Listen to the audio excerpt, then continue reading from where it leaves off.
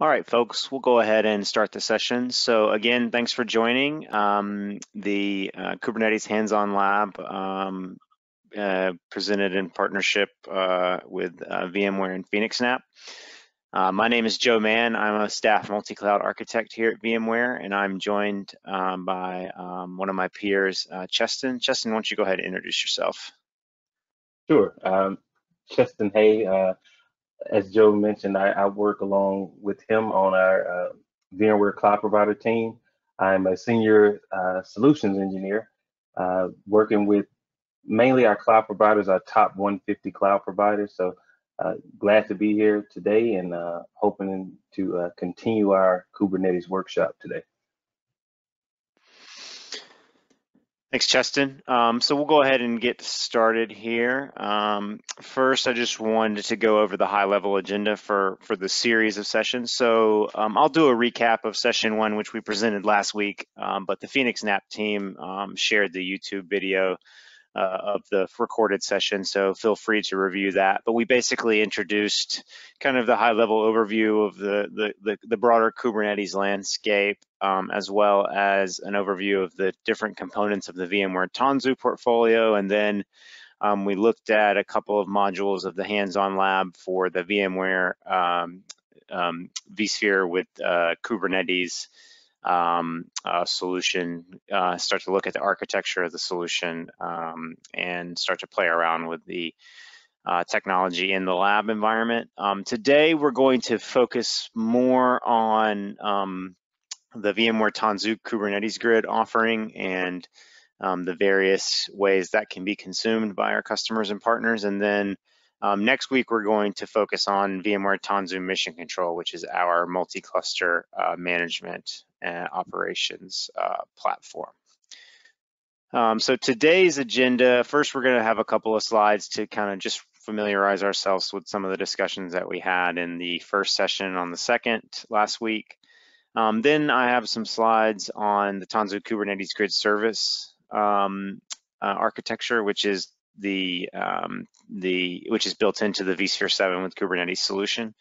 Then we're going to take a look at the hands-on lab for vSphere 7 with Kubernetes, and we're going to look at deploying and managing vSphere pods. We're going to have a look at the NSX-T integration with the vSphere with Kubernetes solution. Take a look at the TKG service, so basically managing Kubernetes clusters natively in vSphere environments, and then lastly, deploy a couple sample applications to the TKG clusters in the vSphere 7 environment. If we have time, we're going to look at the TKG Multicloud overview, and then I've got a recorded demo to look at the deployment workflow for how users can deploy TKG Multicloud in vSphere 6.7, 7.0, or AWS. So hopefully we'll have some time to look at that. If not, I can share the recording publicly for the team, for the attendees to look at. So first, let's go through a quick recap of the supervisor cluster. So what we looked at last week was kind of examining how a VI admin can enable vSphere 7 with Kubernetes and the workload control platform to enable DevOps users to communicate directly with the vSphere environment with their kind of native terminology and using the command line tooling with tools like kubectl, the command line interface for Kubernetes. So basically allowing the VI admin to control vCenter in ways that they're used to and apply things like quotas and establish kind of security best practices and guardrails for the developers, but the developers can utilize their kind of familiar tool set to interact with vSphere and provision clusters or vSphere pods today, and then eventually virtual machines in the very near future. So essentially this componentry that we see on the screen is really what makes up what we call the supervisor cluster, which is really turning the vSphere cluster into a type of a Kubernetes cluster itself, both as a management endpoint for creating additional workload TKG clusters, as well as a management endpoint for deploying vSphere pods directly on the ESXi nodes. So this is a quick look at what we kind of explored in the HOL environment. So we have our VMware SDDC, which is enabled with vSphere 7 with Kubernetes. So the supervisor cluster components are deployed. We have, when the lab is launched, a demo app, one namespace is pre-provisioned with a couple of vSphere, Hello Kubernetes vSphere pods, as well as a TKG cluster. With one control plane node and 2 workers. In the last session, we actually went through the process of creating a namespace, the demo app 02 namespace, and that's pretty much where we left off in the last session. So this is kind of the current state of the lab environment, and we'll kind of resume interacting with the environment after some slides here to kind of set up the kind of topics of discussion today. So this comes up a lot in conversations with customers, and we talk about vSphere pods versus Tanzu Kubernetes Grid clusters. And so both of these resources are deployed in vSphere 7 with Kubernetes environments. And so why would a user want to use and deploy a Kubernetes workload to a vSphere pod versus why would they want to deploy a workload, deploy a TKG cluster and then deploy a workload to that cluster? So on the left side, if users are going to deploy vSphere pods, they're really doing that to run containers without needing to customize and build a standalone Kubernetes cluster. So if a user just has a containerized workload they want to test and deploy, they can deploy that directly to the supervisor cluster as a vSphere pod. It's kind of like a serverless experience. They don't have to worry about configuring and deploying a standalone Kubernetes, TKG Kubernetes cluster. They can just deploy the vSphere pod with their container or image and test their code. If they want to, vSphere pods are used to create containerized applications with strong resource and security isolation. So these vSphere pods are very similar to virtual machines. So all of the security and resource isolation value proposition that goes along with running VMs and vSphere translates basically directly to vSphere pods as well. And then finally, vSphere pods, at least today, are integrated, are really the main kind of application level components that are integrated in the vCenter UI. So if I, as a user, deploy a vSphere pod, my VI admin can see that vSphere pod natively in the vCenter UI.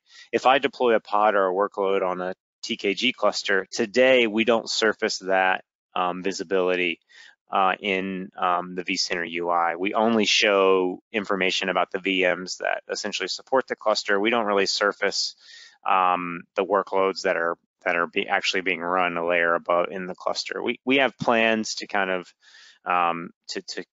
attack that and surface those workloads as well in vCenter, but at least in the current iteration of the solution, we don't have the ability to do that. Finally, if we look at the TKG,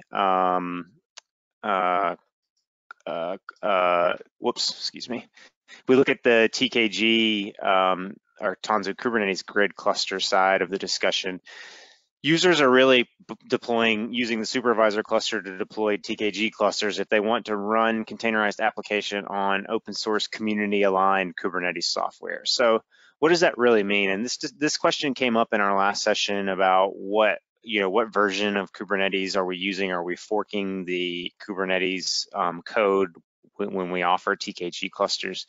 And the answer is no. That's the value of TKG clusters, is that they're just signed binaries of the open source Kubernetes code. So we're not changing the Kubernetes code at all. So if your application is running on any other cloud native compute foundation conformant cluster, it will run on a TKG cluster.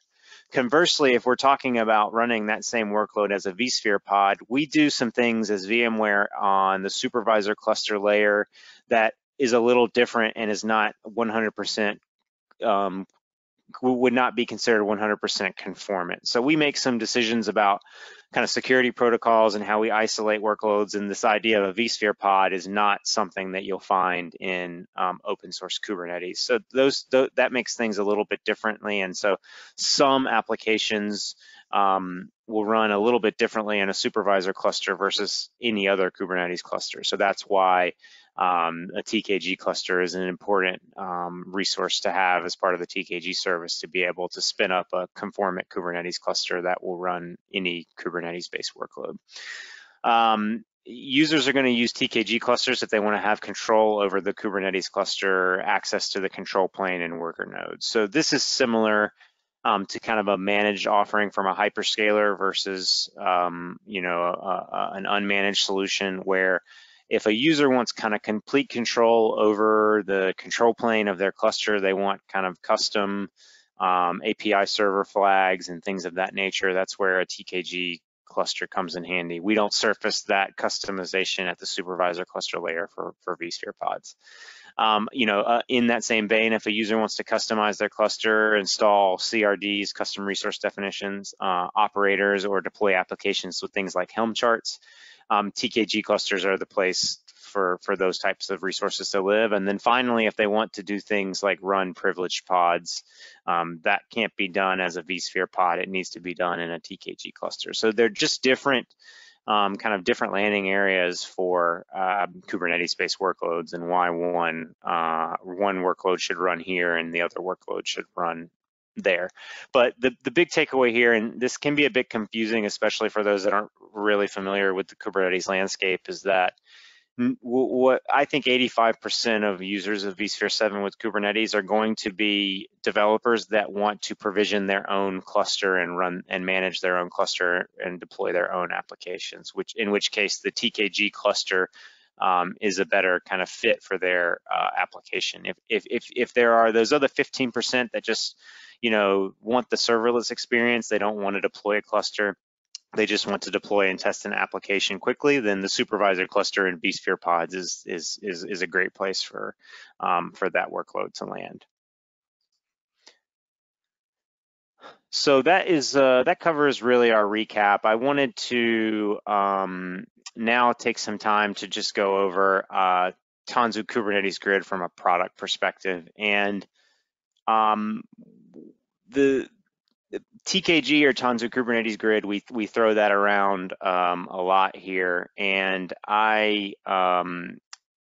think that it's important to kind of go over the solution from a product perspective, and then we'll kind of look at the different ways we offer and implement that here at VMware. So Tanzu Kubernetes Grid is our enterprise-ready runtime built on open source and extendable across any environment. So really the vision for TKG is VMware is offering a enterprise-supported Kubernetes distribution, signed Kubernetes binaries that can run on private cloud, public cloud, or at the edge. And so we'll talk about the different ways that that's actually implemented shortly. But why do customers care about that? And from different personas, it means different things to different personas. So for the vSphere admins, they can run and enable their developers to run multitudes of Kubernetes clusters in a single vSphere environment. And this can help them provide tenants with admin access to their Kubernetes clusters, but they still can preserve quotas and policies at the namespace level, like we looked at in the last session. So the vSphere admins can enable developers to get the resources they need, but they still have control over the kind of the quotas and security policies that those users are looking at. From a developer standpoint, they can leverage solutions from the broader Kubernetes ecosystem. They can bring their own monitoring or storage or backup solution in conjunction with TKG if they want, because it's a conformant cluster. So those solutions can drop in and run easily. They can stay current with the Kubernetes versions as we release signed binaries of major releases of Kubernetes. I think usually about 2 weeks after the .1 release of each major release is available. So we're pretty quick on the release of the Kubernetes versions. And then finally, the abstraction of Tanzu Kubernetes Grid allows these developers to manage and deploy clusters without really any knowledge of the underlying infrastructure. So they don't have to learn how to provision a VM on vSphere and vCenter. They don't have to learn how to use vCenter. they can use the command line tooling or the API to kind of build and get the resources they need. And then, finally, everybody cares about, some of this. And, because TKG is community aligned, it avoids the kind of concern of lock-in. As I said, a bunch of times already, these clusters are 100% conformant. So if you build kind of a business on TKG clusters and for whatever reason decide you want to migrate to another vendor or just completely roll your own open source, then that's completely available to you. And VMware is really focused on leveraging best of class upstream tooling for cluster lifecycle management as well. So we've talked about cluster API in the last section, and we'll talk about it briefly here again. But the real takeaway is that anyone can build a cluster with enough documentation, but how do you build and manage and upgrade tens clusters or hundreds of clusters? And so that lifecycle management component of TKG is really valuable.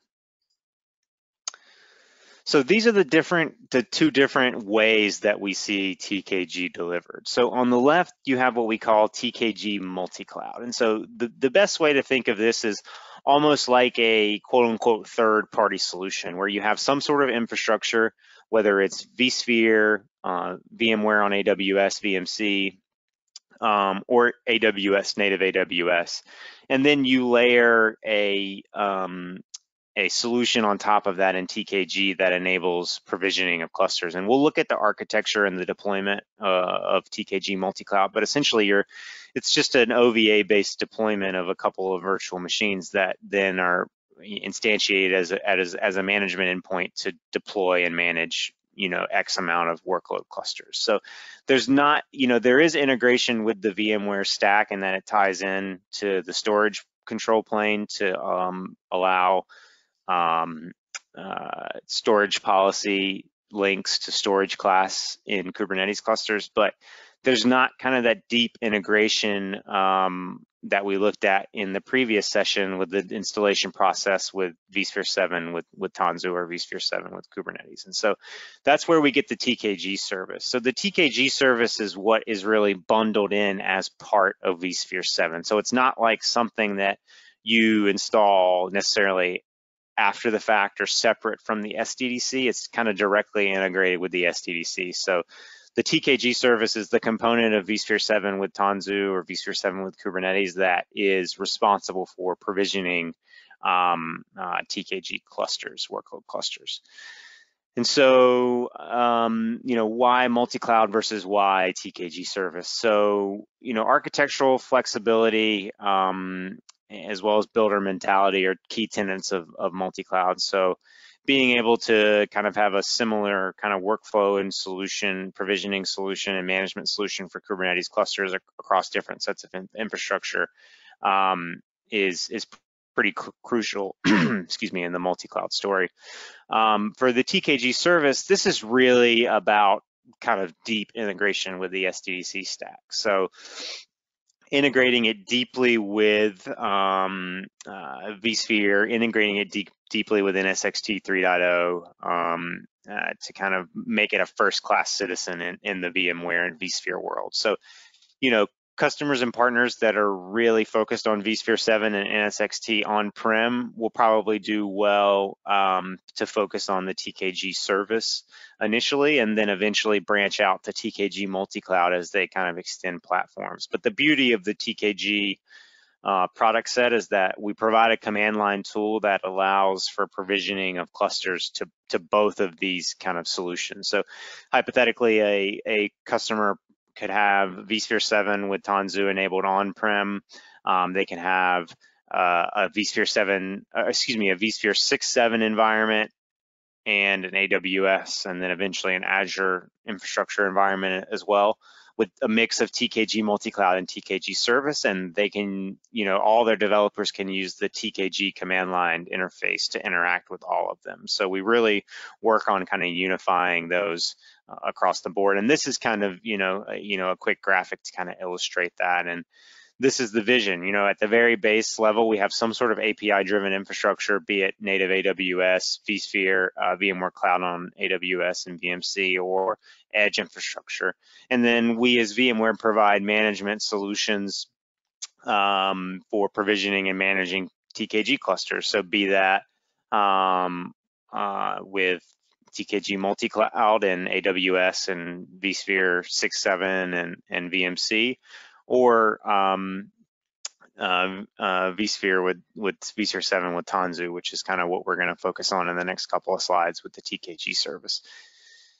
This is the basic kind of high level workflow for how users will interact with some sort of management endpoint or control plane. So in this kind of high level overview, that is either going to be the supervisor cluster, which we've talked about in case of TKG service. So the platform operator passes some sort of YAML configuration file that defines a cluster to the supervisor cluster, and then that workload cluster is created. Or in the case of TKG Multicloud, we have what we call a standalone TKG management cluster, but the experience is exactly the same. That platform operator passes a cluster spec to the management endpoint, and then workload clusters are provisioned. So no matter the management endpoint, whether it's the TKG service in vSphere 7 with Tanzu or the management cluster and TKG Multicloud, the experience is pretty similar. And that is really driven by cluster API, you know, which is declarative lifecycle management of Kubernetes clusters. So basically using Kubernetes primitives to create and manage Kubernetes clusters, just like you would workloads. So we looked at a slide similar to this in the first session, but I think it's important to repeat this. Essentially what Cluster API does is kind of create these new resources that are very similar to the native Kubernetes resources. So, you know, the pod is the lowest level or the smallest level essentially of resource that can be deployed in a cluster. And in Cluster API, that is a machine. So it's exactly what you probably think it would be, which is just some sort of virtual machine. If we go up one layer, a replica set is a resource that ensures there are X amount of pods running in a Kubernetes cluster. In the Cluster API world, we have machine set, which is a controller and resource that ensures a certain amount of virtual machines are running. So if I want a cluster with 10 worker nodes, my machine set works with the controllers to ensure that 10 worker nodes are running at any given time. We have finally a deployment, which is another resource that controls the replica sets, which controls the pod. So we kind of trickle that down. We have the same thing in Cluster API, a machine deployment. In Cluster API, we have this idea of a cluster and a control plane. So these are additional resources that kind of help make up our cluster and allow us as users to define how we deploy a cluster. And so the important takeaway here is that the Cluster API is a component of all of VMware's Kubernetes solutions. And so not only are we using the Cluster API componentry in our solutions and kind of baking enterprise offerings around them, but we are actively contributing to the open source project, the open source Cluster API project. Not only are we contributing to the vSphere focused Cluster API project, but we're also contributing to the AWS and Azure focused Cluster API projects as well, because we want the true multi-cloud experience for our Kubernetes solutions. So not only are we taking and using the open source solutions in our offerings, but we're giving back and contributing as well. And so this is a high level overview of kind of very similar to what we looked at a couple slides ago, but this is what, you know, what Cluster API is all about. So a user has some sort of cluster spec file, usually a YAML file that defines things like the size of the machines, the number of the worker nodes, the number of the control plane nodes, the kubeadm control plane configuration, so the ability to be able to customize the installation and deployment of the Kubernetes bits on the VMs. and that user uses kubectl to pass that configuration cluster spec file to some sort of management cluster or management endpoint. So like I said earlier, in vSphere 7 with Tanzu, this is a supervisor cluster where all the cluster API style management components are running. In TKG Multicloud, this is actually also called just the management cluster. And so this is where all the cluster API components are running that allow for the automated provisioning of resources in some infrastructure to support a cluster. So, for instance, if the cluster spec defines a cluster on AWS, the management cluster reaches out to AWS to instantiate the EC2 nodes in a certain VPC with certain security access and protocols and firewall rules, all of the kind of infrastructure considerations that are needed to build out a service. All of that is automated. So you can see and extrapolate to what this means when we're trying to build and manage, tens and hundreds of clusters, being able to kind of declaratively build out these clusters utilizing the management cluster. We don't have to even touch the underlying infrastructure. So that's a pretty neat concept. So now let's dig into the architecture of the TKG service. And so this will be our last kind of section of slides before we get into the hands-on lab portion of the day. So Tanzu Kubernetes Grid service is really TKG integrated into vSphere 7. And so this is a slide from the last session. So essentially, we are enabling the developers to use kubectl and a cluster spec file, like in the previous slide, to create Kubernetes clusters in vSphere 7. And so they use kubectl to pass that cluster spec file to the supervisor cluster. Then the cluster API style components on the supervisor cluster are responsible for creating the virtual machines, making sure those virtual machines are assigned IPs, ensuring that the NSX-T, the private segment on the NSX-T infrastructure is created and all of the VMs are assigned IPs on that segment. Ensuring that the DFW, distributed firewall rules, and NSX-T are automatically created to isolate this cluster by default. So all of that is handled by the supervisor cluster. And so that is the TKG service, which is kind of built into vSphere 7 with Kubernetes. So basically, the IT operator is responsible for enabling the supervisor cluster, which we went over in the last session in the VI in the vCenter portal directly. So after that, they create a namespace for RBAC storage policy, CPU storage and memory quota to allow their DevOps users to deploy workloads. And so at that point, the developers who are using some sort of local workstation with their kind of native Kubernetes tool set can use the kubectl or Kubernetes command line tool with the vSphere plugin to authenticate against the supervisor cluster and vSphere directly. So VMware has created a plugin for kubectl that allows users to authenticate against the supervisor cluster with vSphere SSO credentials. So instead of having to worry about certificate or token-based authentication directly, these developers can just use username and passwords from whatever IDP is federated in vCenter to access the cluster. So then they'll use kubectl to set the context to their desired namespace, and then they can utilize their cluster spec to create a Tanzu Kubernetes Grid cluster by passing the YAML file to the supervisor cluster with kubectl. Then they will basically use the same workflow with the kubectl vSphere plugin to add their authentication into that provisioned cluster and then deploy their application. And then they can repeat that process as many times as required for provisioning their clusters. And so the story here is basically lifecycle management of TKG clusters and directly integrated into vSphere and deployed as kind of a first-class citizen in VMware environments.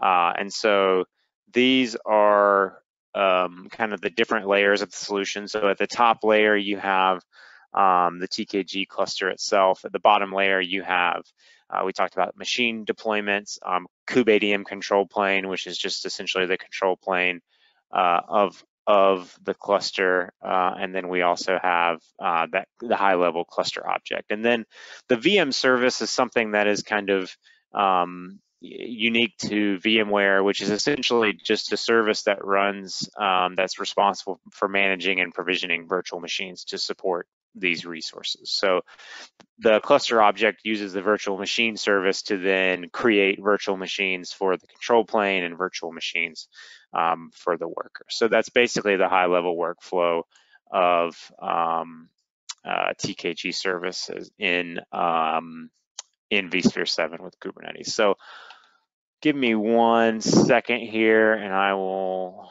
hop over to the live hands-on lab.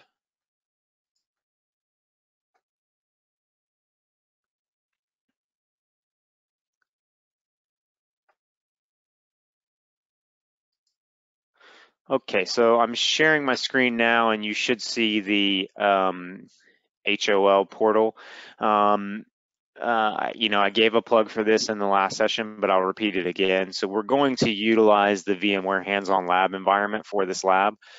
You have a couple of options. You can try to kind of follow along live with me as I'm doing this. We're also recording this, and you'll get a link to the recording after the session. So if you want to kind of just watch and observe and then go back to this later, these labs are free and available to any user at any time. So you can create an account for free and take this lab as many times as you'd like. And the really neat thing about this lab and other labs like it is that this gives you access to a real live set of infrastructure. So when we provision and start this lab up, this is actually going to be a live environment. So each of us, myself included, will have kind of our own, individual environment to access. And this is really valuable because, for customers that are doing kind of full-blown POCs, obviously we have to requisition hardware and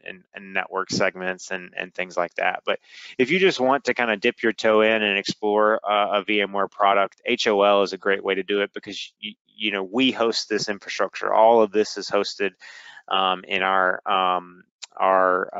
what we call our one cloud environment. It's basically our giant kind of managed vSphere farm where we run all of these lab environments. So you can get to their website. I'll paste it in chat if it's not already pasted there.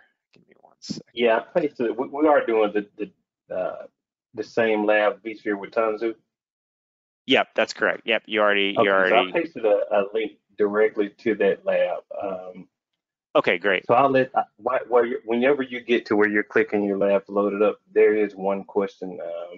So you can go ahead and start the lab, let it spin up, and okay. And then I'll so up in the great, thanks, Chestin. Up in the top right-hand corner, we'll click login and register. If you do not have an account already, you just click this register button and create your account. I'm going to go ahead and log into my account. Chestin has pinged the link here in the chat for the webinar, but you can also just come up here in the search all catalogs and type Tanzu, and that should pull up this vSphere with Tanzu 2113.01. So once you have that, or you clicked on the link from Chestin, you can click enroll again or enroll if you're starting it for the first time, and then start this lab. And so what this does is start this lab again. What this does is it essentially, and normally it spins up the infrastructure that supports the lab. So it's basically a nested SDDC deployment with vSphere 7 and NSX-T and the TKG service enabled. We've pre-populated all of these labs to make sure they're ready for us for this session. Normally it could take up to, if we have like 3 or 4 that are pre-populated, but if it's really busy, it could take up to 4 minutes to provision. But yeah, that's about it. So I think I see the question here. So the question from Joe, does the product have capability to allow authorized endpoints to leverage cloud-based CI/CD? Yeah, so you can use service accounts on the TKG clusters for CI/CD purposes. So the workflow is that a developer will create a TKG cluster and create a service account on that cluster for CI/CD automation. You can also create a service account on the supervisor cluster to allow for automation and testing of actual cluster creation. So there's different kind of ways to do that, but it does provide the ability to integrate some sort of CI/CD endpoint. Okay, so if you look on my screen, this is the basic HOL platform. And so here on the left, this is our console. So each HOL environment has a Windows workstation that's basically deployed as kind of the jump box to the environment. And that is what we see over here on the left. On the right, we have the lab manual. So this is where each HOL lab, what they're called lab captains, write a manual that walks the users through various kind of scenarios and use cases for the product and for the session. And so the neat thing about it is these are definitely guided kind of manuals, and you can walk through all this from beginning to end. But as I said, the environment is live. So, as always, feel free to kind of poke around and kind of explore the product even outside of what the manual kind of instructs you to do explicitly. The manual is created as kind of a guided workshop or a guided tour of the product, but as the environments are live and not just a simulation, you can explore kind of different components of the solution. So the first thing that I'm going to do before we go through the manual specifically is I'm going to actually kind of circle back to what we did in the previous lab and create another supervisor cluster namespace. So to access vCenter, if you click on and open Chrome in the console over here, we should be dropped into the vCenter login portal directly. Yep. And so username and password should be saved. If not, it's administrator@corp.local and VMware, capital VMware1 ! But they should be saved already. So we'll log in.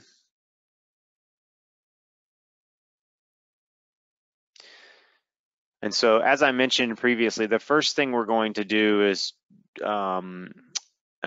create an additional namespace. So give me 1 second.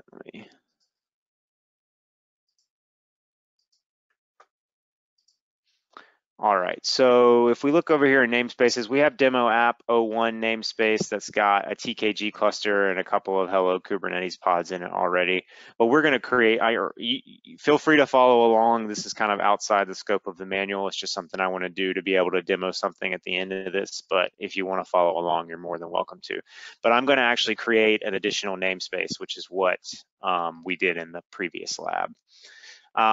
As you probably are aware or figured out by now, these labs are kind of temporary. So anytime you take a lab, you can extend it for up to, I think, 8 to 8 hours total. But once the lab ends, the progress is not saved. So you're starting from the same point every time. So for instance, last week we created some namespaces in the supervisor cluster. Obviously, because the lab has ended and has been reset, when I provision a new lab, those namespaces aren't there anymore. So that's why I want to go ahead and create it. So if I click on the menu, hamburger menu up here, and then workload management. So this is for those of you that are new to vSphere 7 with Tanzu. This is kind of the new UI element that allows for VI admins to manage the supervisor cluster in vCenter. So here we can see things like the clusters. So our Compo1 cluster, it's enabled for supervisor cluster, the number of hosts, the number of namespaces currently. things like that. We can also, this is where we would apply Kubernetes updates to the supervisor cluster when they are available. But I'm going to create a new namespace. So I'm going to click on workload management namespaces and then create that new namespace. So I need to choose a supervisor, ESXi cluster that's enabled with the supervisor cluster. And then I need to choose a name. So I'm going to demo app 02 and then create that.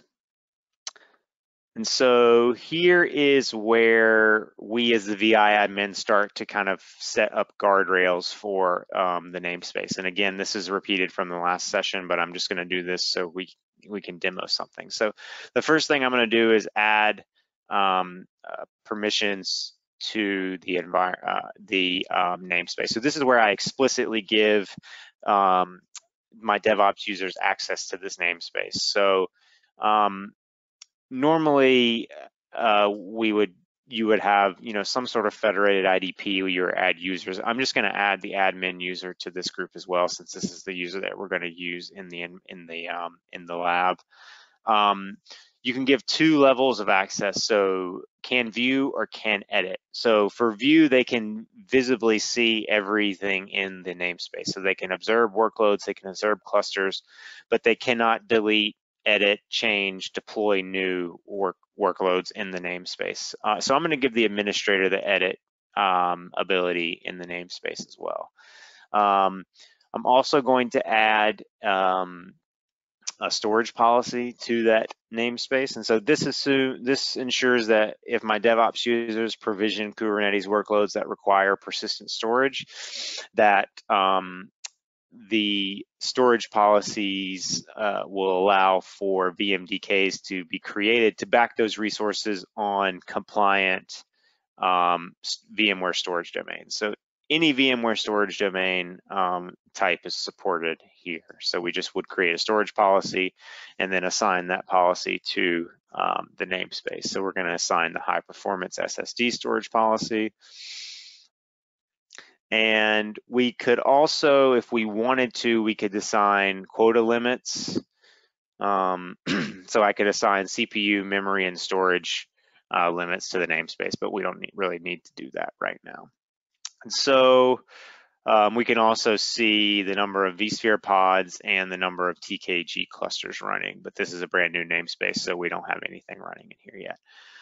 So, okay, we're in good shape there. So now we're ready to kind of start the kind of new portion of the lab. So if I click on the table of contents up here in the right on the manual, I can see the overall structure of the lab. So we went through module 1 and 2 on the last session. We're going to do 3 and 4 today. So if I click the disclosure triangle next to module 3, the first thing we're going to do is deploying an application using the vSphere pod service.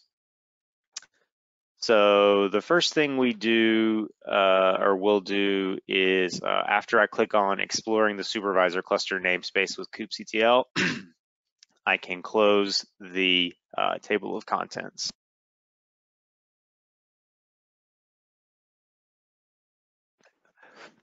Over on the manual, we're going to actually use PuTTY to access a Linux jump box where we're going to use the kubectl tool to talk to the supervisor cluster. So the kind of scenario here is I am a Linux admin or a Kubernetes user that has my Linux jump box that I use to interact with Kubernetes clusters normally. Now I've been enabled with the ability to talk to the supervisor cluster with kubectl, so I'm going to start that process. So we open up PuTTY, we click on the Linux-01A session, hit open, and we should be automatically logged into the PuTTY session in the CLI. So I'm going to just maximize that here. We click the next page of the manual.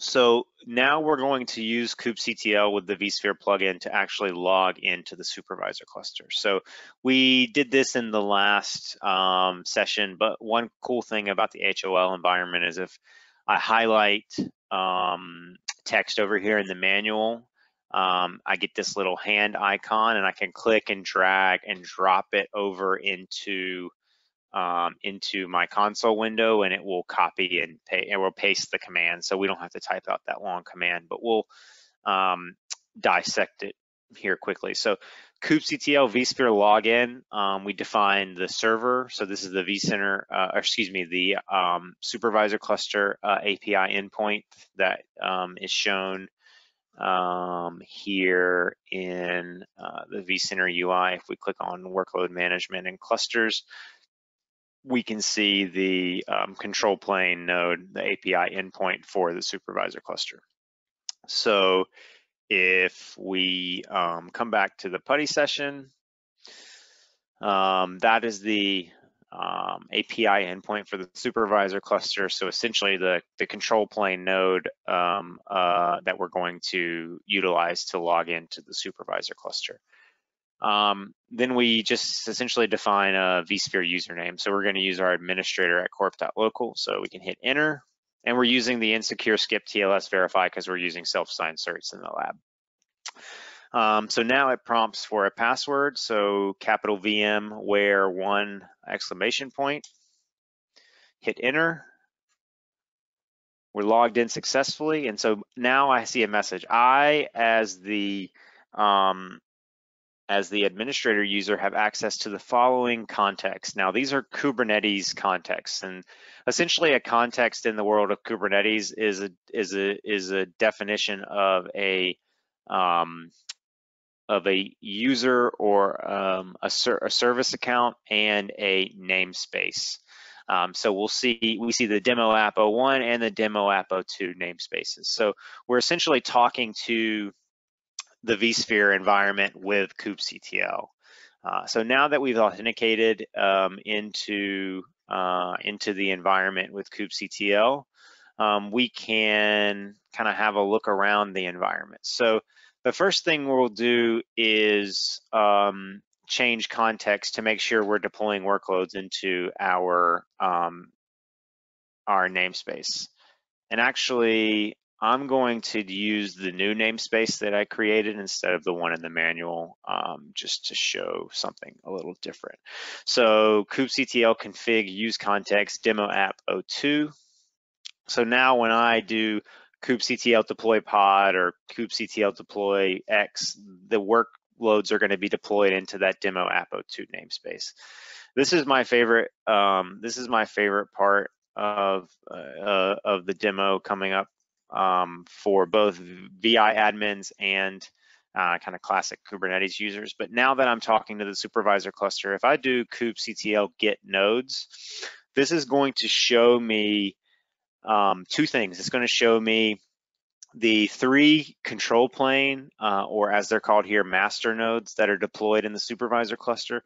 And it's also going to show me my ESXi nodes as Kubernetes nodes. So it's really neat to kind of see the worlds kind of converging here, where we're actually seeing ESXi hypervisor nodes being shown and interacted with as Kubernetes nodes. So that's really what we mean with the vSphere 7 with Tanzu messaging, where we say we're turning an ESXi cluster into a Kubernetes cluster. So, you know, it's pretty neat stuff there. So if I do kubectl get pods,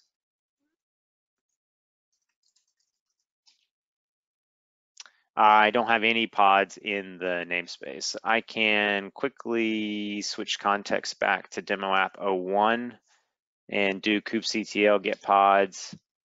This will show us those 3 Hello Kubernetes pods, vSphere pods. So if I click back over here, expand this a little bit, that's showing us these 3 pods right here. So at this point, our developer and our VI admin are kind of on the same level and talking the same language. The VI admin can see these resources here in the vCenter UI.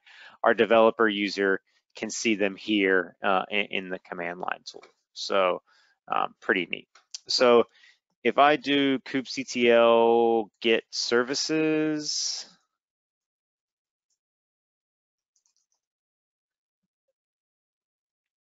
this should show us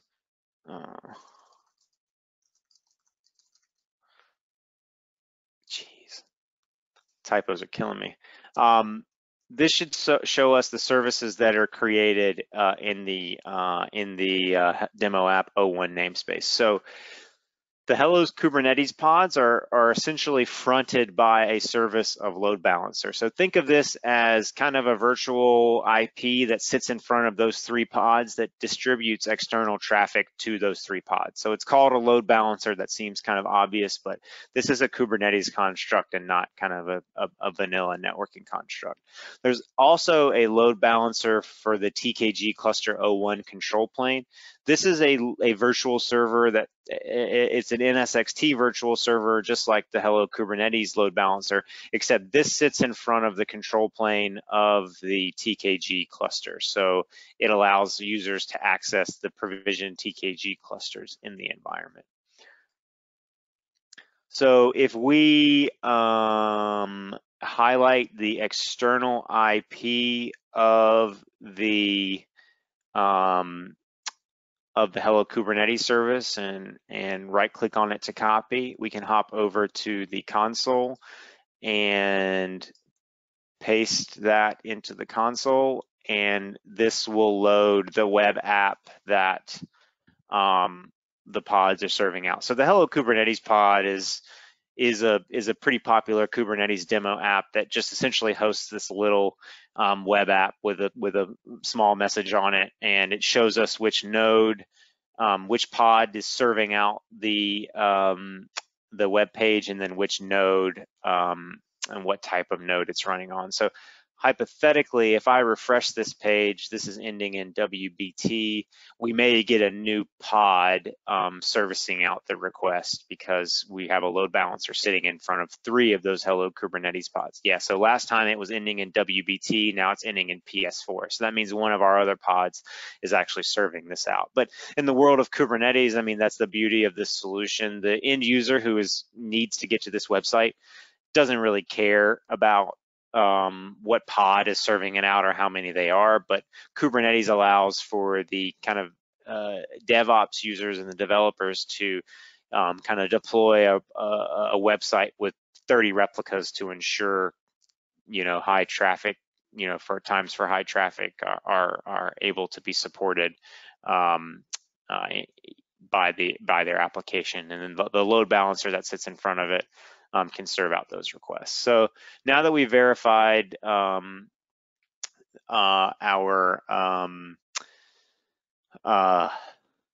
web app is running and we can access it, let's hop back over to the PuTTY session and take a look at authentication and how we're doing what we're doing with the kubectl plugin. So if you cat the kube/config file. So this is the default location for Kubernetes config files. If you run kubectl get nodes or any kubectl command, unless an environment variable is set, kubectl is automatically looking for a file in this location to define the location and authentication for some Kubernetes cluster. So if we look at the configuration file, we can see, first let's look at the contexts. So we have various, actually we'll start at the very top and look at the clusters. So if we look at,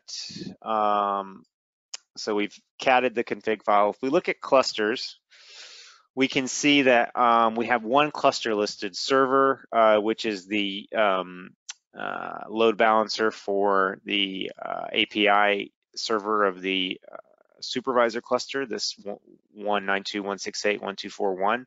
And so that's the server address, and then that's the name of the cluster. So then if we look at context, so we have different contexts listed. So the first context defines a cluster, which we define up here, and then a user, administrator at corp.local, and then the name of the context.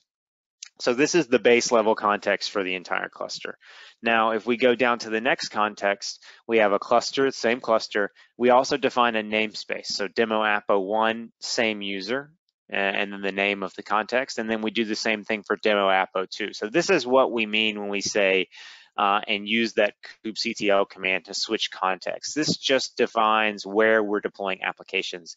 We can have different contexts for different clusters and different users, as well as different namespaces. So some people prefer to have gigantic Kubernetes configuration files with multiple contexts, and some people prefer to have smaller kube config files for individual clusters with multiple contexts. So it just depends on how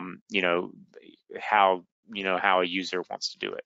And then here we have the current context section, which is basically just defining what we have our current context set to, and so where our applications are being deployed or where our kubectl commands are looking depending on the current context. If we scroll down to the user, we can see the user name is defined. We have our administrator at cork.local, and then we have this token. And so when the kubectl vSphere login command is used, Kubernetes authenticates to the vSphere SSO, and then the authentication service running in vCenter returns a JSON web token, or JWT. And so I think this token's valid for 8 hours, I believe. And so this is the way that users are able to access the supervisor cluster with a username and login in vSphere SSO. So now we're going to actually deploy an application to the supervisor cluster. So let me clear out this. So we can change directory into labs guestbook. So here we have a sample application called the guestbook application that basically defines a web app, I think, with a Redis database for persistent storage. So the idea here is that it's a guestbook application that a company uses for users to write reviews on, and the reviews are stored in a Redis database persistently. So if something happens to the application, that the messages are stored in the database, and the application can be redeployed and utilize the persistent storage. So over in the manual, you can examine, if you'd like, you can examine the configuration file, or you can cat or less out the guestbook.yaml to examine it. But it essentially defines a service of load balancer to allow external access to the application, HTTP, a front-end deployment for the website, and a Redis deployment, as well as a persistent volume claim. So a persistent volume claim in Kubernetes is essentially persistent storage for a Kubernetes application. So now we're going to deploy that application. So I'm just to avoid typos, I'm just gonna copy and paste this over here.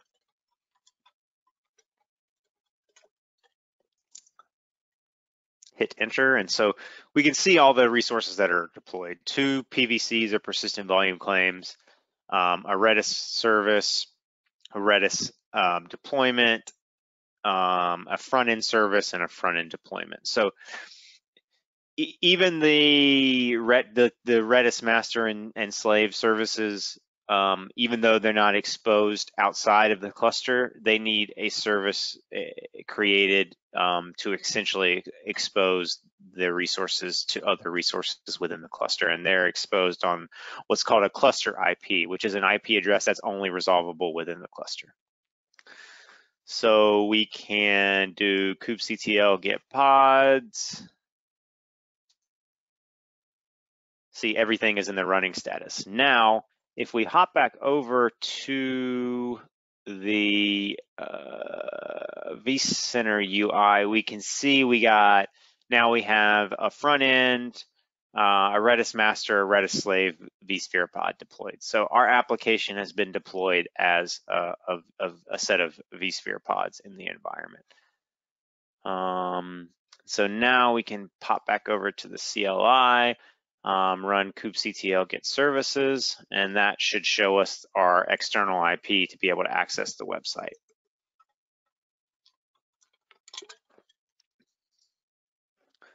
So we're looking for the external IP of the front-end service. So front-end service type of load balancer, external IP. I'm going to highlight that and right-click, hop over here.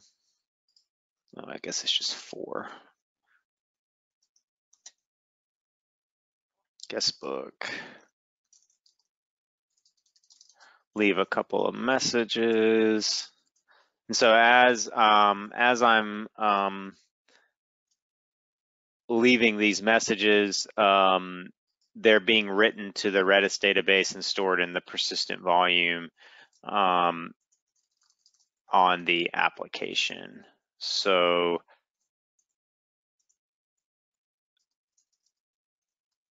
let's see here. What are we going to do next? So yeah, if we hop back over to the command line, we can look at different resources. So if we do kubectl get PVCs or for persistent volume claims, we can see that we have 2 persistent volume claims, 2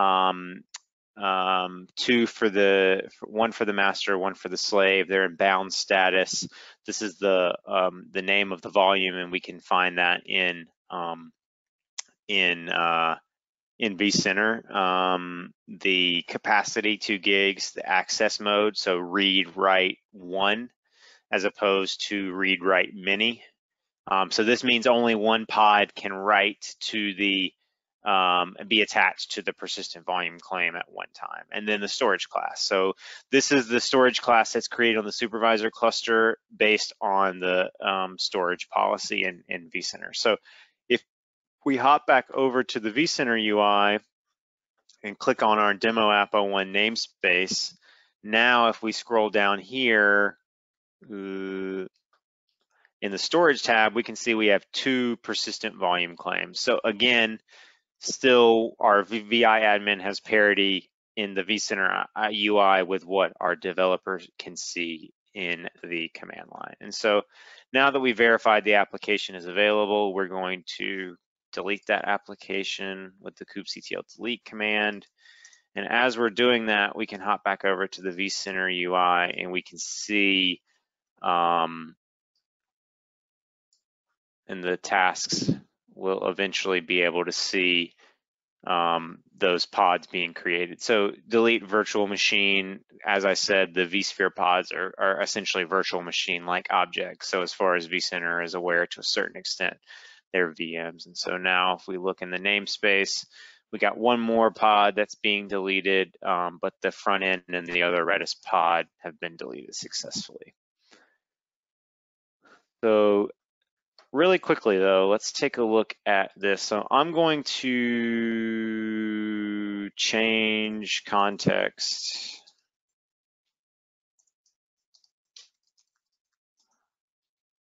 I'm going to change context into the app02, and I believe I'm going to deploy the HOL Kubernetes pods in the other namespace. So, if you are in the labs directory on the Linux box, there's a couple of labs, a couple of configuration files that we can use in the HOL Kubernetes folder. There's a HOL Kubernetes YAML. So if I do kubectl apply -f HOL Kubernetes.yaml, this will essentially deploy those HOL Kubernetes pods that are in demo app 01. It will deploy that same thing in demo app 02. So we've got the 3 pods that were already there in 01. If I look here at demo app 02, now I've got 3 new pods deployed as well. So I just want to do that to set up for something that I wanted to show in this next section in NSX-T. So now we're going to have a look at the deep integration vSphere 7 with Tanzu and NSX-T. So I'm going to open up a new tab and click on the NSX-T manager bookmark here in region A, NSX manager 01A. The web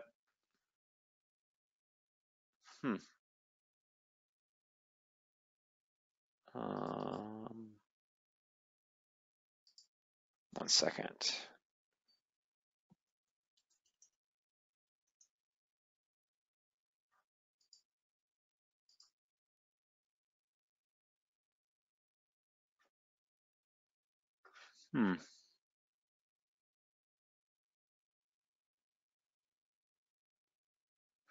That's strange.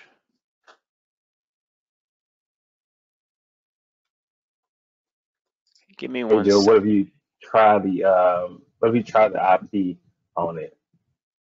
I think if you look in the DNS, so if you go, see, I think to the, or you know what? Try it also in incognito mode. Okay, thanks, Chestin.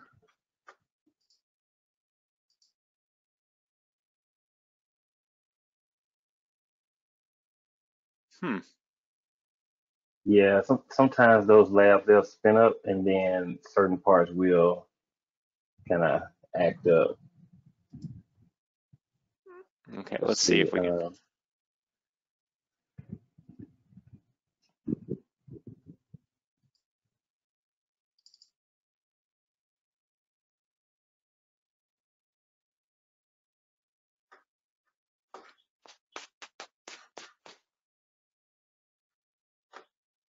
Sorry about this, guys. We're just the beauty of a live demo. Okay, let's see if we can get to that.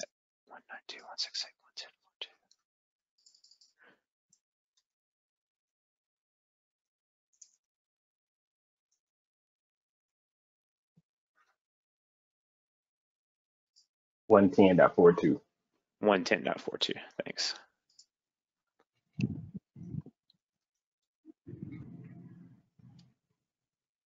There we go. All right. So for those of you that are following along, if you just type HTTPS 192.168.110.42, if the bookmark is not resolving, this will get you into the manager. The username is admin. The password is VMware1bang, VMware1bang. It's in the manual as well if you want to copy and paste. So now we're going to log into the NSX-T portal and have a look around at some of the networking configuration for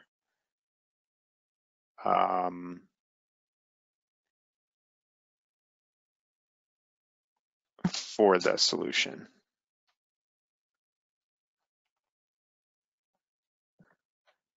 Chestin, are you able to log in? Has your login worked? Yeah, hold on, let me pull it. I think that one timed out. Hold on.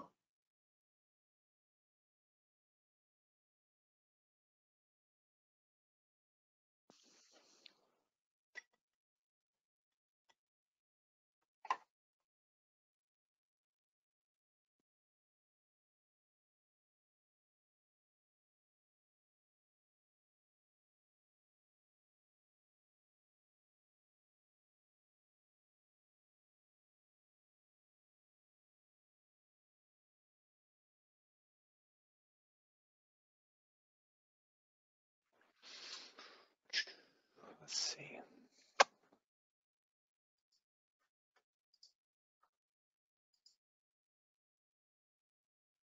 Okay, all right, let's see if this works.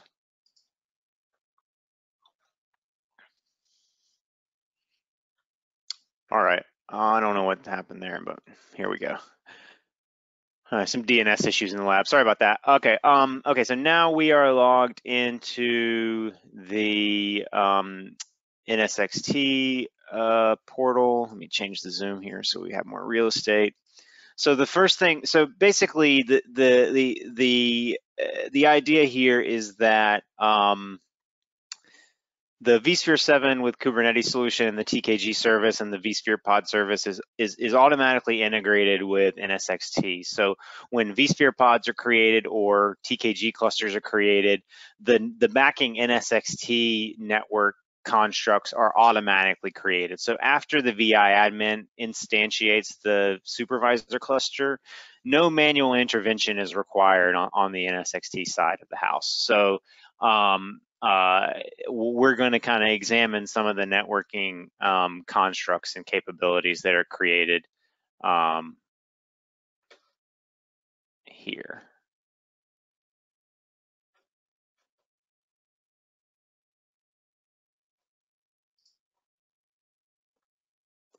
Okay. So we're going to click on the networking tab in the UI first, and this will show us kind of the home page of the networking.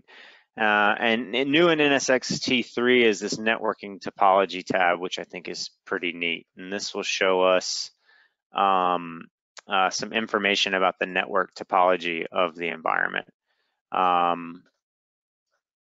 So if we want to, we can zoom in here.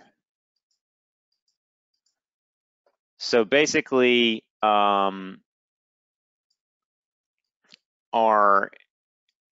having trouble. Okay, here we go.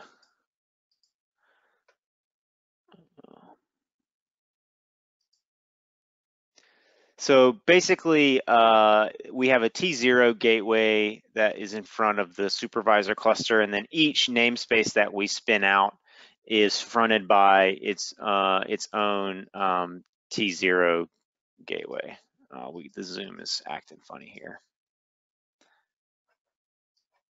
So maybe you have better luck with this on your end, but essentially we have one T1 gateway here on the left that's for the demo app 01 namespace, so we can see the TKG cluster and the vSphere pod reference, and then another T1 gateway for our new namespace that we just created. So pretty neat to see that visualized in the topology view. So if we click on segments, we can also start to see all of the segments that are created for our environment. So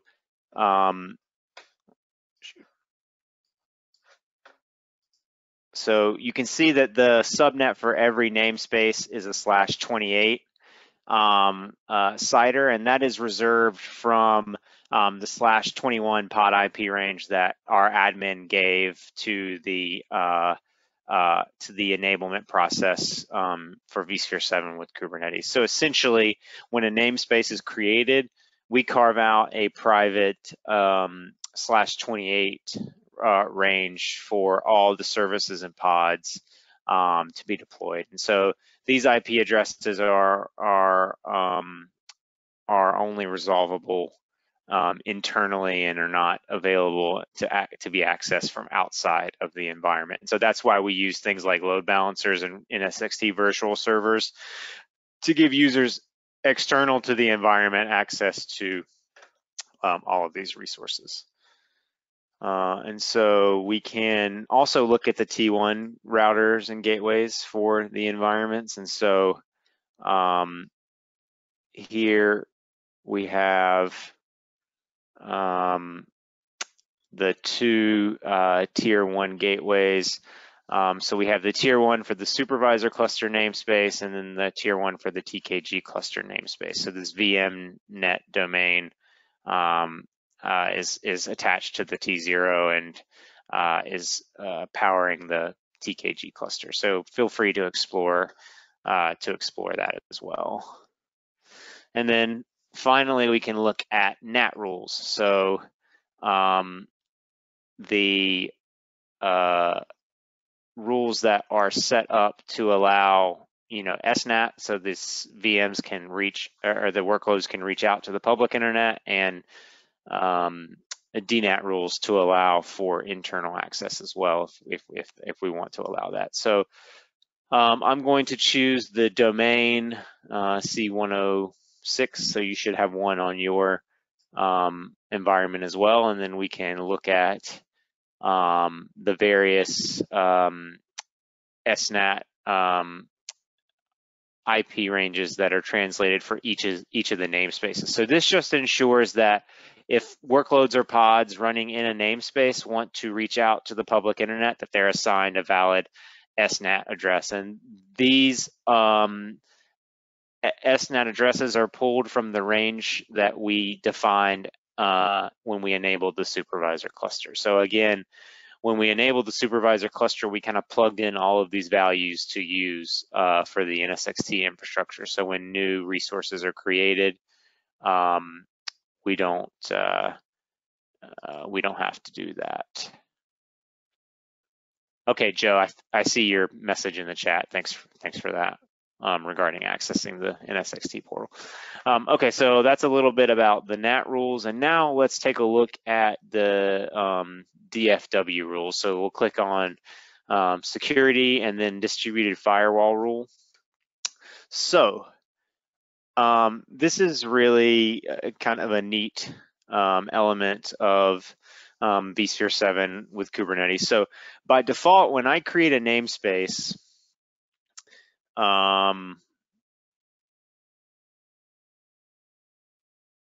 let's see here.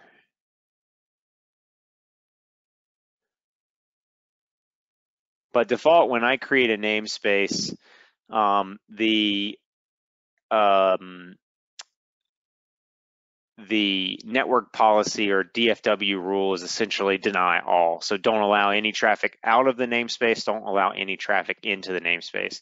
So essentially what I do as a DevOps user is create what's called a network policy. So this is a Kubernetes construct of network policy. So if I hop back over to my PuTTY server and look in the labs directory, let's see.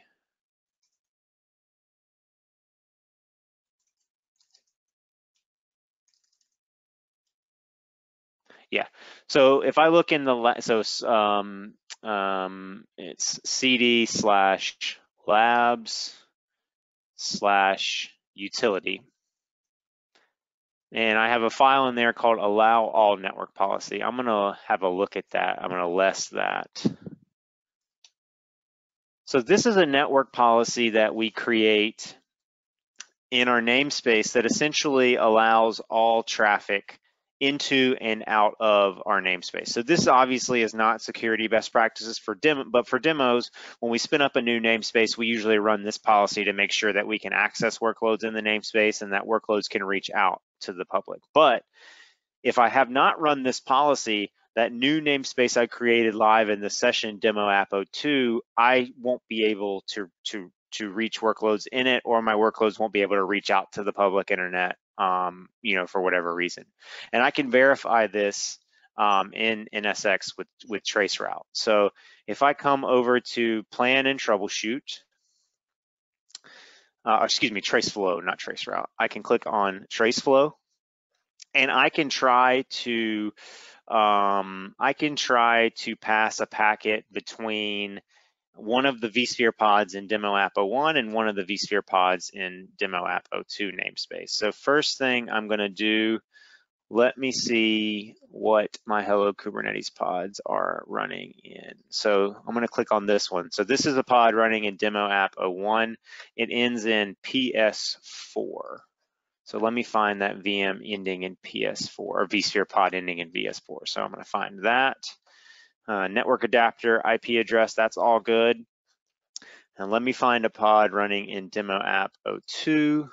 So this is ending in ZHN. Come over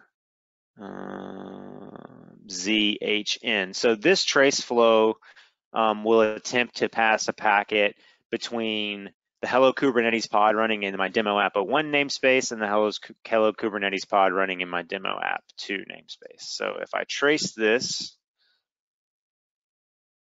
we should see a failure on a DFW rule, which we can pinpoint and verify because, yeah, so we dropped the packet, and we dropped the packet firewall rule 3050. So, okay, that's expected because we have a deny all rule by default. Now, if I come back to the CLI, and as a DevOps user, I say, oh, I need to allow access to my namespace. I'm going to do kubectl apply -f allow all network policy.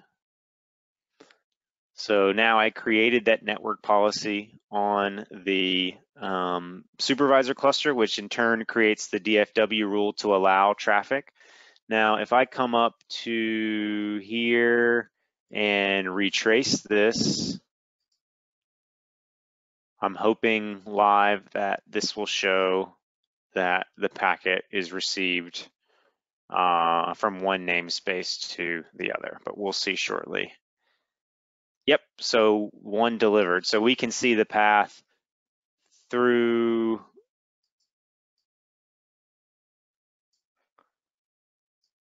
So we can see the path from ESXi, that pod, the first pod's running on ESXi 03A, and all the way over to ESXi 0A1. So because we created that network policy to allow traffic between the namespaces, now the pods and workloads in the namespaces can communicate with each other. If I come back over to security, DFW, now I can see I have two more DFW rules. So I have demo 01 allow whitelist, which was there before, but now I have demo 02 allow all whitelist, and then allow all isolation, the same thing. So I have two new DFW rules. So this is pretty powerful to me, in my opinion, because the DevOps user is enabled to create and manage NSX-T DFW rules by using Kubernetes primitives. They never have to come to NSX-T. They don't even have to know what NSX-T is. They're just using network policies to control that access. So that I think Joe, we about. do have one question.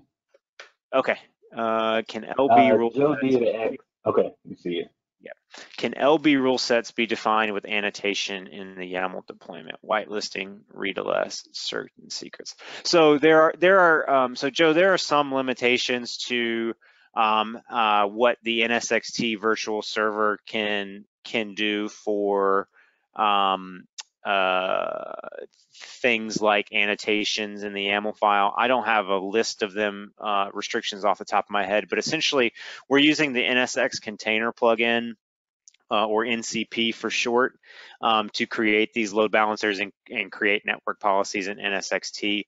So I know we can do whitelisting and redirect. For things like TLS and certs, we do provide an L7 ingress resource with NCP and NSX-T, but there are some limitations for TLS, but it is possible to define certificates and things like that, but there are some limitations. So feel free to follow up with me offline, and I can send you some information specifically about NCP and what that looks like in the supervisor cluster. Thanks, Chestin. Okay, so now we have gone through some of the platform integration. I'm going to hop over to the table of contents, and we're going to go over to the next module. So I'm going to click on Tanzu Kubernetes Clusters here. Exploring the demo namespace is what I'm going to click on. We think we've done all of this before, but let me just check. Okay, so we're going to come over back to the vCenter UI, expand the demo app 01 namespace, and then note the TKG cluster 01. So if we expand that disclosure triangle, we can see that this TKG cluster 01 has one control plane node and two worker nodes. So we're now going to access our PuTTY session again, and we're going to re-authenticate against the supervisor cluster. So before we do that, let's remove our existing authentication. So we're going to run rm, actually I'm just going to change to the home directory first. So cd tilde to the home directory, and then remove rm dash or dot period cube for hidden directory, and then config. So we're going to remove that config file that we just created because we're actually going to create a new one. So we're going to log into the supervisor cluster again. The command, wait a minute.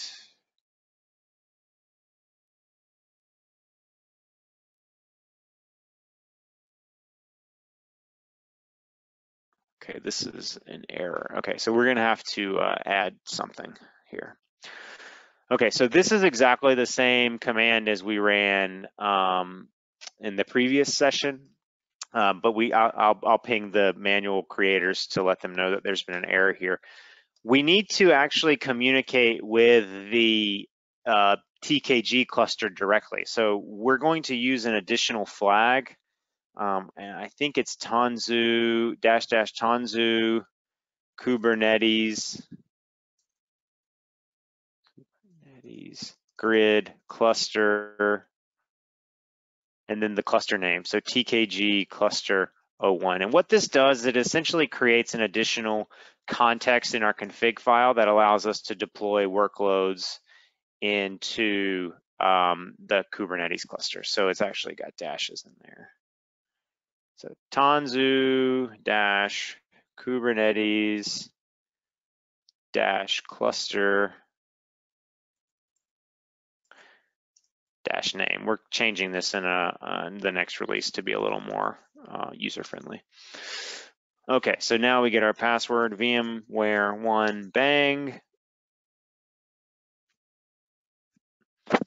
So if you notice, the context output looks the same, except now we have an additional context. So now we have the TKG cluster 01 context. So we can use kubectl config use context to switch to demo app 01 where we're deploying vSphere pods or TKG clusters. We can switch to demo app 02 where we're deploying resources of vSphere pods or demo clusters directly to the supervisor.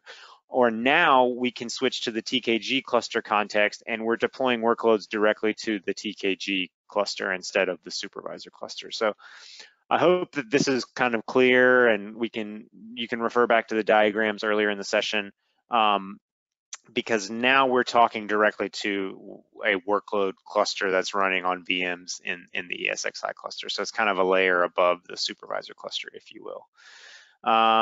So we're now going to switch context to use the demo app 01 cluster. Oh, there's something going on with the manual here. Give me 1 second.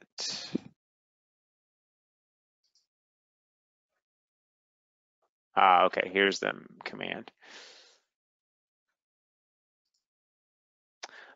Okay, so now we're actually going to change into the context for the TKG cluster. So kubectl config use context TKG cluster 01.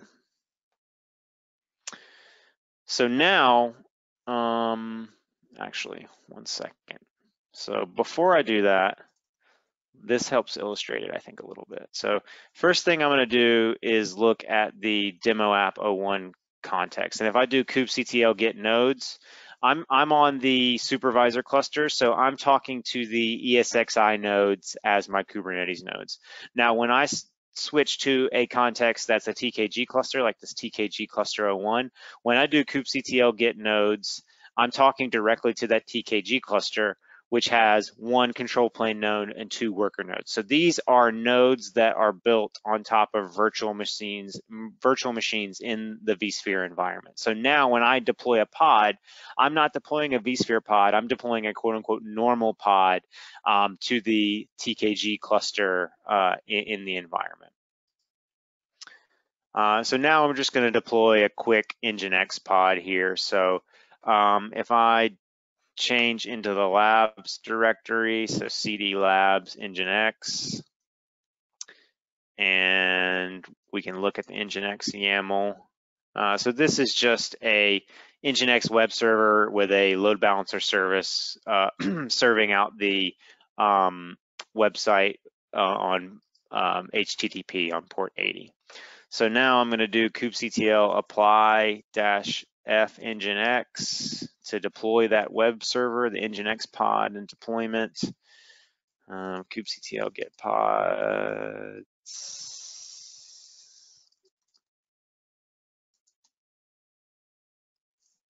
So we're going to watch -W will watch the pods. So we're going to wait for all 3 of them to go into the running status. And once we've done that, then we can actually go ahead and do kubectl-get service. So this will grab the load balancer service that's sitting in front of the Nginx. So we have Nginx, load balancer, and an external IP. So if I click here, right click to copy, I'm going to open this in incognito. You might need to open in incognito because it's the same IP as our guestbook application. So the guestbook app might be cached on that same IP. Whoops. So right click, paste and go. Pretty simple. So just a simple Nginx, default Nginx web page is utilized on the application. So we've accessed that in the browser. So this is just basically to show that maybe the experience is a little bit different from deploying a workload on the TKG cluster versus deploying in the supervisor cluster.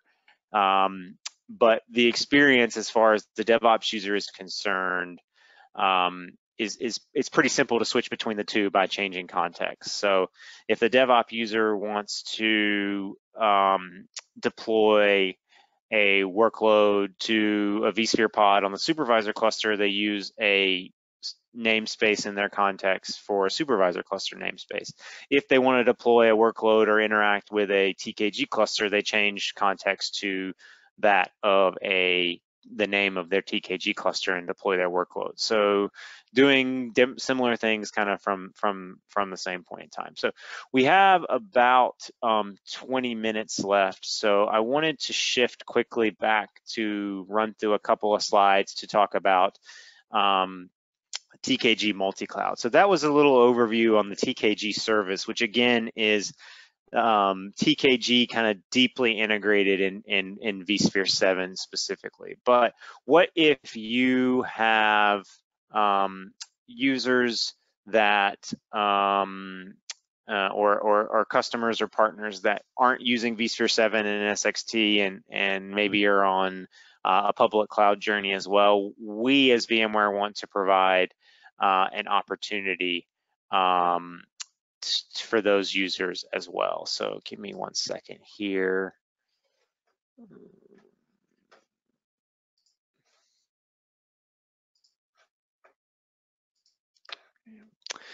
So TKG Multicloud, that is our offering to be able to run Kubernetes anywhere. So today TKG Multicloud is supported on VMware vSphere. This slide is a bit outdated. It says 6.7 U3, but it's also supported on 7 as well.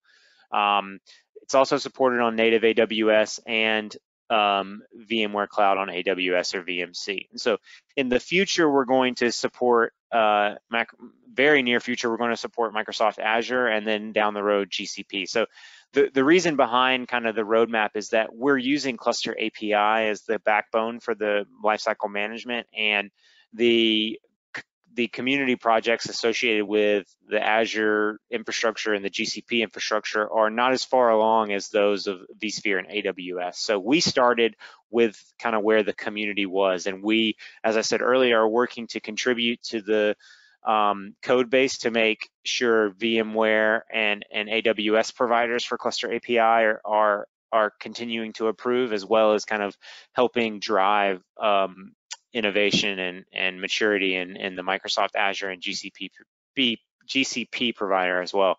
Eventually, we hope to trickle more providers in as well, but because of the nature of kind of the way open source software works, we need kind of a certain level of groundswell support from the community to kind of promote some of the additional providers to the front as well. We can't inorganically contribute alone, so we need participation from the community on other providers.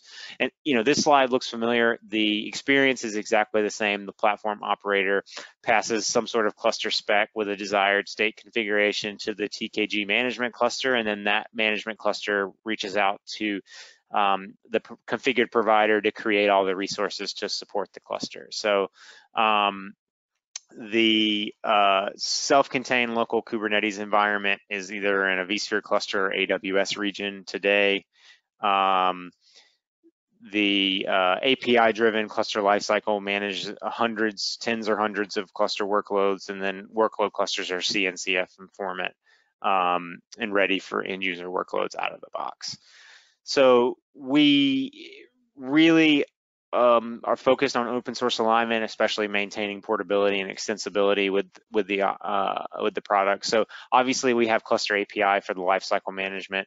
And TKG Multicloud 1.2, we're going to offer Harbor as the container registry.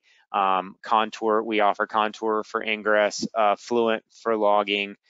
We utilize kubeadm for cluster lifecycle, so for instantiating the cluster, and then offer support for DEX for IDP authentication. And that's not to mention support for Containerd as the container runtime, Calico, and then for CNI networking, providing crash diagnostic packages as well as OVA and OMIs to support the clusters.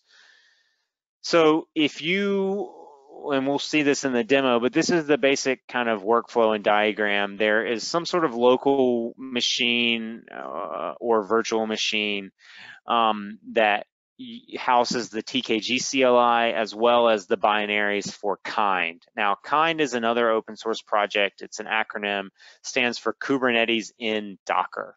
And essentially what the KIND project does is allow for users to quickly spin up Kubernetes clusters on a single workstation, and they essentially provision Docker containers as Kubernetes nodes. So I really recommend for those that are new to Kubernetes, go out and Google KIND Kubernetes in Docker.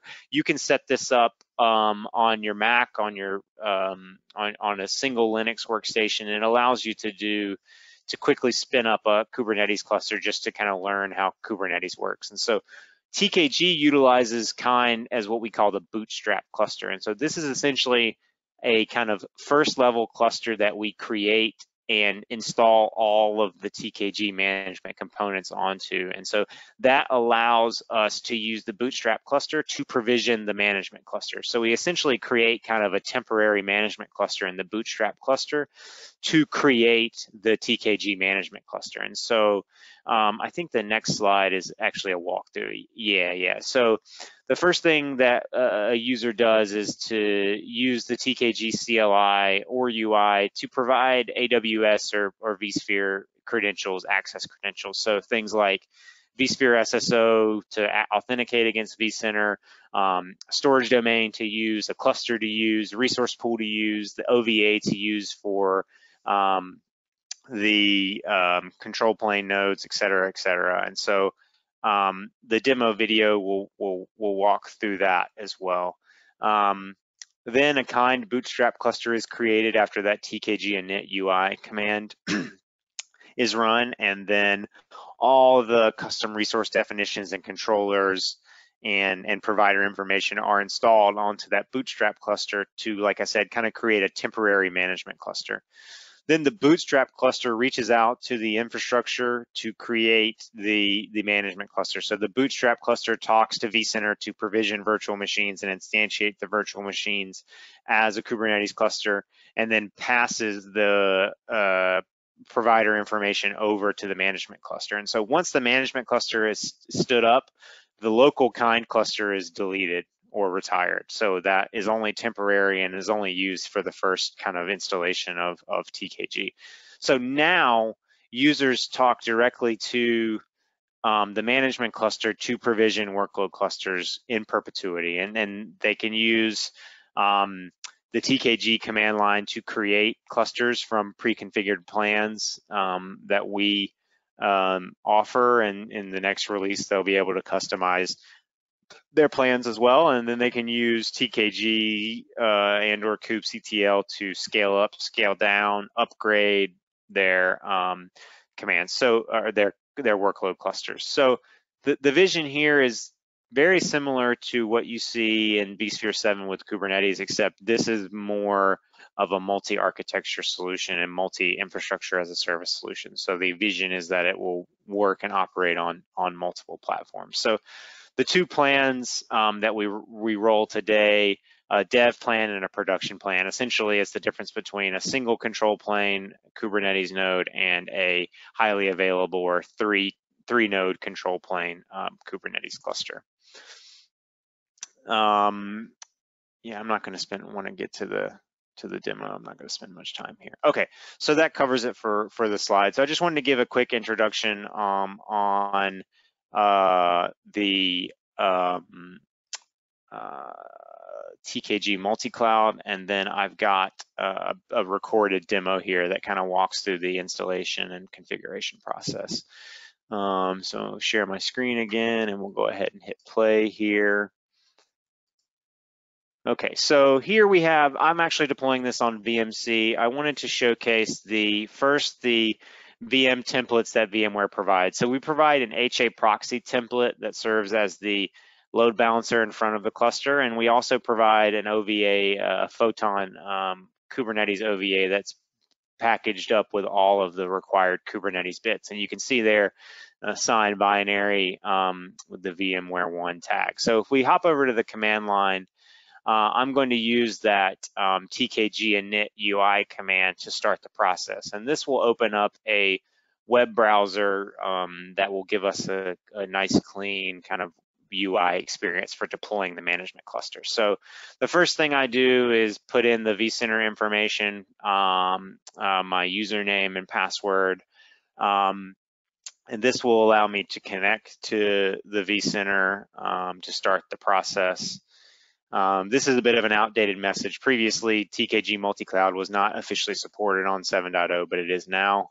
Now I choose my data center, paste an SSH key in if I want to access the provision nodes. The SSH key is embedded in the nodes. And here's where I choose for my management cluster, the control plane type. So I'm just going to do for the demo a single control plane with, I think, a medium size cluster. So I'm going to name the management cluster and then pick my OVA for the load balancer. So this is an HA proxy load balancer that just sits in front of the control plane node. So if I have 3 control planes, the HA load proxy sits in front of those control planes. I can also choose the worker node and the instance, the load balancer node type. Here's where I choose the VM folder in vCenter and the data store to use in vCenter. As well as the resource pool to deploy my management cluster into. So here I'm just choosing a network segment to deploy the management cluster onto, and then I can leave my cluster service IP CIDR and a pod CIDR at default if they're not occupied in my environment. And then finally, I choose an OS image for my Kubernetes node that is based on a version of Kubernetes. So I'm going to choose the 18.6 node. So at this point, I'm ready to review the configuration.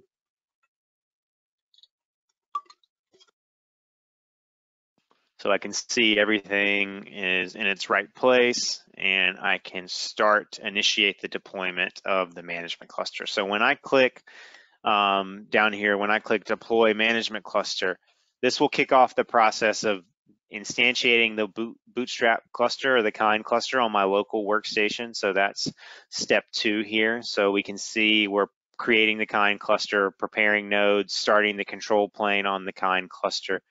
And so this is the first step. Essentially, we're creating that kind cluster, and this can be run on a local workstation, or it can be run in on a VM using SSH tunneling to get the UI. You can also build a configuration file for a TKG installation on the CLI and not use this web UI interface to do the installation. The value of the web UI is that it makes it a lot easier to make sure you've got kind of the resource pools and all of that stuff configured correctly, and you have the naming and the directories correct. So now we're on step 3, which is installing providers on the Bootstrap cluster. So this is essentially installing all of the vCenter specific information onto the Bootstrap cluster so that the Bootstrap cluster can talk to vCenter to start the provisioning of the management cluster in the next step. So now we're at step 4. So now the Bootstrap cluster, which is a kind cluster running on my local workstation, is reaching out to vCenter to provision virtual machines. So we can already see that phoenixNAP management TKG system LB VM has been created. So that's the HA proxy load balancer. So we can see that the VM was cloned from our the HA proxy template. So essentially the TKG CLI and the tooling is waiting for the HA proxy VM to respond on the IP. And once it does, it will start the process to create the control plane node of the management cluster. And then again, the TKG and the Bootstrap cluster is waiting for the IP to be established for the control plane node, and then it'll start to provision the workload clusters, and so on and so forth. So let's see, now we can see the phoenixNAP management control plane node has been created and powered on. So our proxy node is alive and well, and so we can kick off the next step of provisioning the control plane node of our management cluster. So eventually we should see an IP address for our control plane node, and after that we'll get a worker node as well. And then eventually, we get to the next step, which is informally called the pivot, and that's where we pivot the provider credentials from the Bootstrap cluster over to the management cluster. So that's what's happening here on step 6. We're essentially taking all of the provider-specific material that allowed us to provision the management cluster and then installing that on the management cluster. So going forward, we can use the management cluster to provision multiple workload clusters. And so here we're just installing information into the management cluster like vSphere, SSO credentials, things of that nature.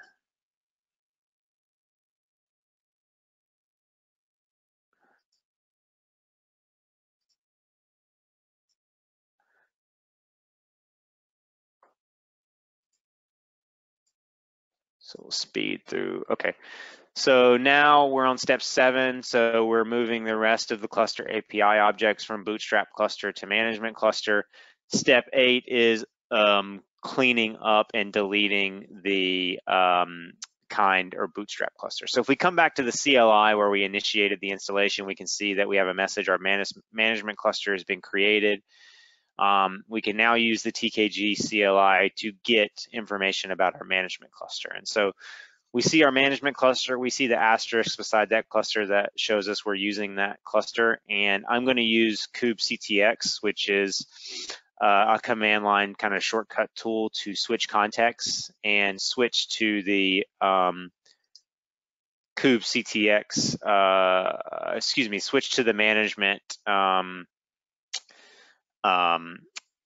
cluster context. So just like in vSphere 7 with Kubernetes, where we're using context to move around and deploy to different clusters, TKG uses context as well. So right now we only have one context, and it's the management cluster context. So if I look at the nodes for my management cluster context, I have my single control plane and my single worker node. So we should be good to go there. So now I'm ready to run my TKG, I'm ready to create my first workload cluster. So I run my TKG create cluster command. My name is test cluster. I define the version of Kubernetes, and I'm going to also define the worker count of my VM, of my cluster as well. So I'm gonna deploy a Kubernetes cluster with a single control plane node and 3 worker nodes. So now, if I hop back over to vCenter, I should see kind of the similar thing happening. So now the management cluster